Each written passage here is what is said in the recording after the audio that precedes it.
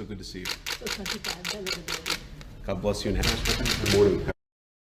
Kwa kiongozi wa kanisa Katoliki duniani, Papa Francis alionekana kwa mara ya mwisho hadharani jana Aprili 20 mwaka 2025 wakati akimpokea makamu wa rais wa Marekani JD Vance katika sherehe maalum za Pasaka zilizofanyika Vatican.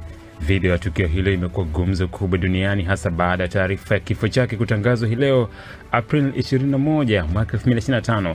Katika video hiyo ya mwisho, Papa Francis alionekana akiwa na tabasamu la upole na akizungumza kwa utulivu pamoja na makamu huyo wa rais, huku akihudhuria ibada ya Pasaka iliyojaa waumini kutoka kona mbalimbali za dunia.